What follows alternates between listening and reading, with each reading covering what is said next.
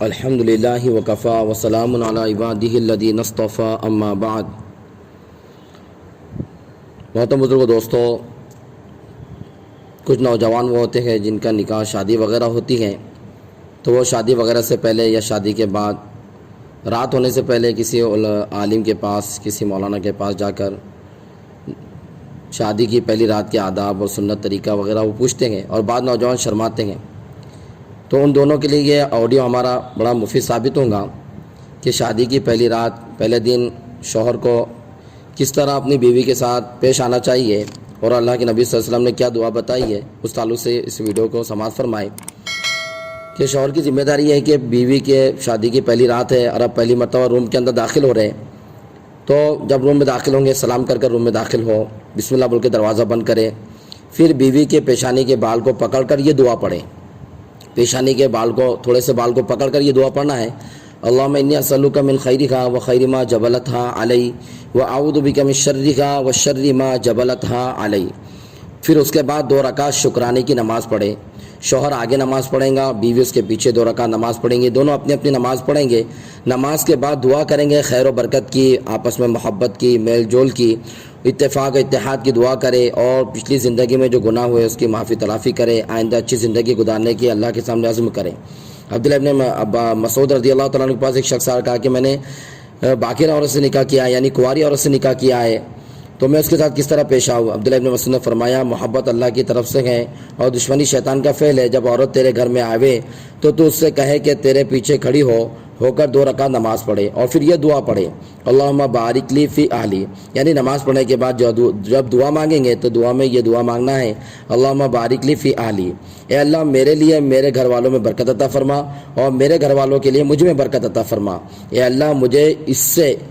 اور اس کو مجھ سے روزی عطا فرما، اے اللہ جب ہمیں ملا تو خیر کے ساتھ ملا، اور جب ہمیں جدا کر تو خیر اور عافیت کے ساتھ جدا فرما۔ پہلی ملاقات کے وقت شوہر بیوی کے اندر بڑے نیک خیالات اور جذبات ہونا چاہیے، اچھی تمناؤں کے ساتھ ایک دوسرے سے ملاقات ہونی چاہیے۔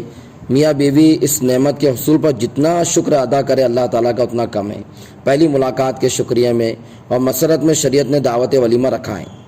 شوہر تلطف اور محبت سے پیش آئے، یعنی نرمی کا معاملہ کرے بیوی سے پہلی رات میں خصوصاً، اور پوری زندگی عموماً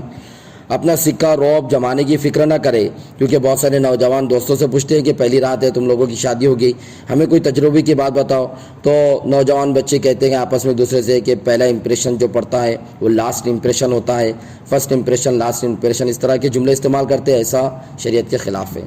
محبت پیش کرنی چاہیے۔ ایک لڑکی اپنے گھر بار کو چھوڑ کر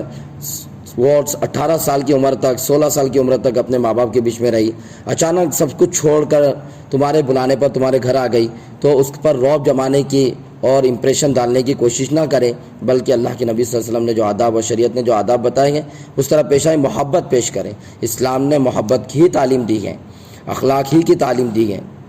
اس لیے محبت سے پیش آئے، اپنا رعب جمانے کا، اپنا خوف جمانے کی فکر نہ کرے۔ جب ہم اس کے حق ادا کریں گے تو وہ نرم ذات ہے، اللہ نے اس کو نرم بنایا ہے، اس کے دل کو سخت نہیں بنایا، وہ ہمارے اخلاق سے ہماری غلام بن جائیں گی، باندھی بن جائیں گی، ہمارے حکموں پر چلنے والی خود بن جائیں گی، لیکن ہمیں اس کے حقوق اور اخلاق کا معاملہ اس کے ساتھ کرنا کرے۔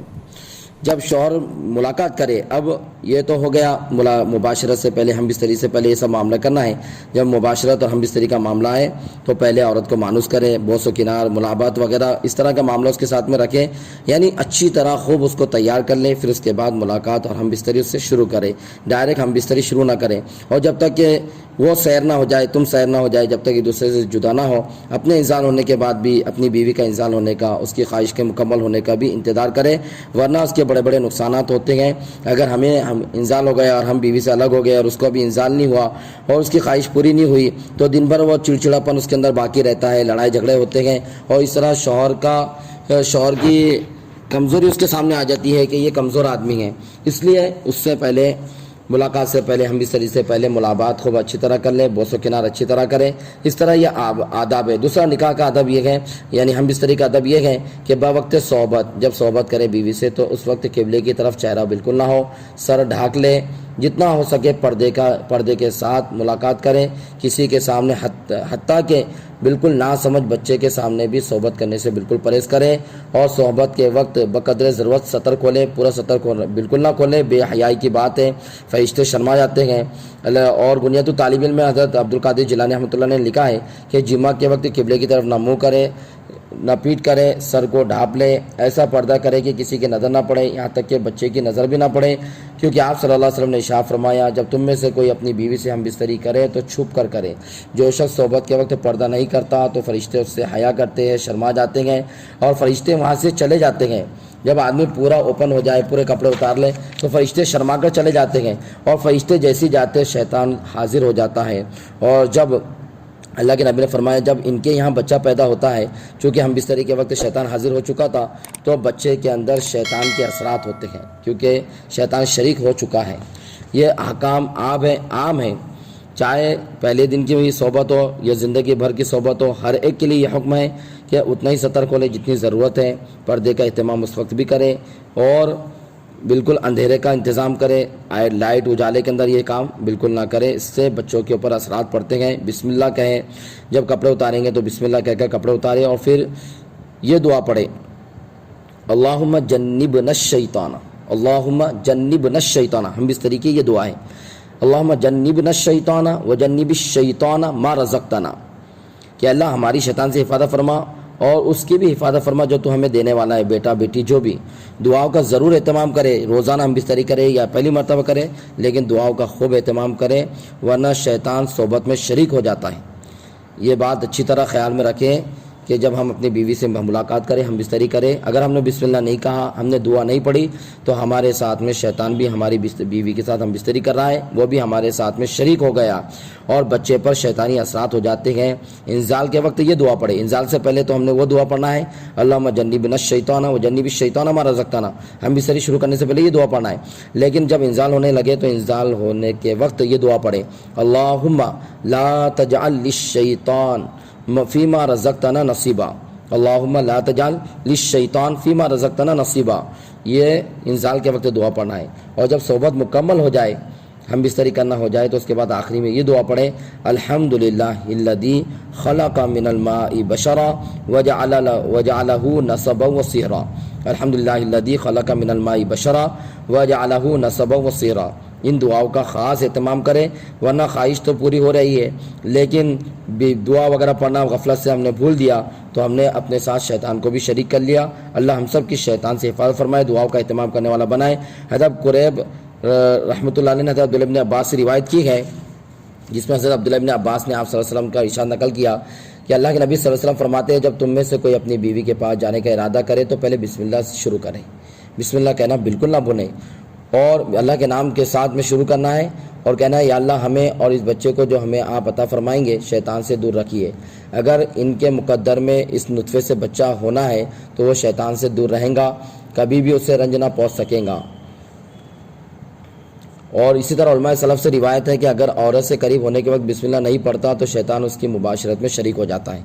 اس لیے بسم اللہ کو بالکل نہ بھولیں، اور جو دعائیں ان کو بھی یاد کرنے کا اہتمام کریں۔ صحبت کے بعد بدن پر جو ناپاکی لگی ہو اسے فوراً دھونے کی کوشش کریں، اگر دوبارہ ہم بستری کرنے کا ارادہ ہے تو وضو کر کے ہم بستری کرنے کی کوشش کریں، ورنہ غسل کر لے، غسل کیے بغیر نہ سوئے، البتہ اگر کوئی عذر ہے